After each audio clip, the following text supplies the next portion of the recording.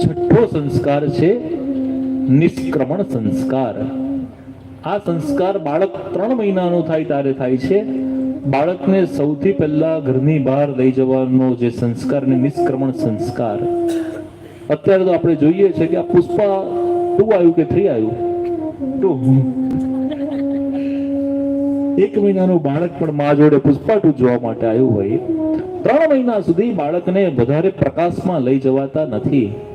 એને ડાર્ક રૂમમાં રાખવામાં આવે છે. એની આંખો ધીરે ધીરે ધીરે ધીરે આ પ્રકાશને, આ લાઇટો ચાલુ થઈને આપણી આંખો આમ અંજાઈ ગઈ. તો આ અંધારામાંથી અજવાળામાં જઈએ ત્યારે આપણે અંજાઈ જઈએ છીએ. આજે નાના બાળકોને પણ ચશ્મા છે. એનું કારણ શું? એનો બહિનિષ્ક્રમણ સંસ્કાર થયો નથી. 3 મહિના એને ડાર્ક રૂમમાં રાખી ધીરે ધીરે ધીરે એ ગર્ભની અંદર અંધકારમાં રહ્યો છે. તો અંધકારમાંથી આપણા આ પ્રકાશમાં લાવવા માટે એને ધીરે ધીરે યુઝ ટુ થવા દો આ વાતાવરણથી.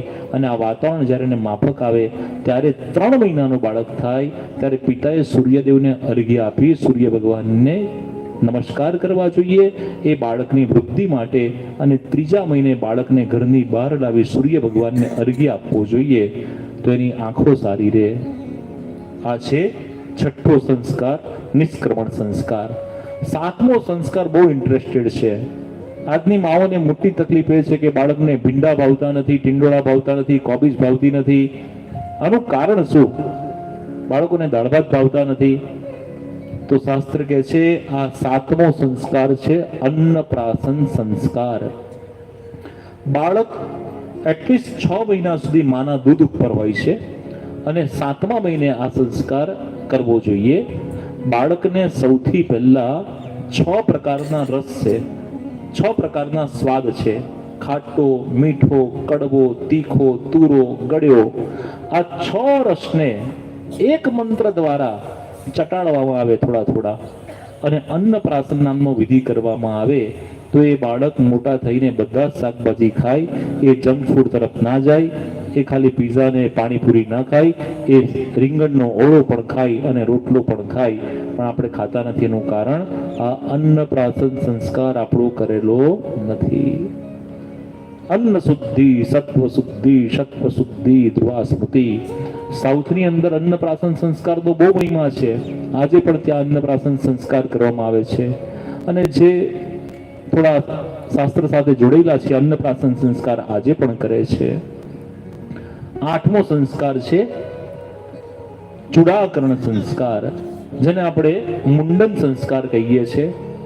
બાળક જન્મથી જે વાળ લઈને આવ્યો છે એ વાળ કાઢી અને એના જે નવા વાળ આવે એની બુદ્ધિમત્તામાં, એની યાદ શક્તિમાં વધારો કરે.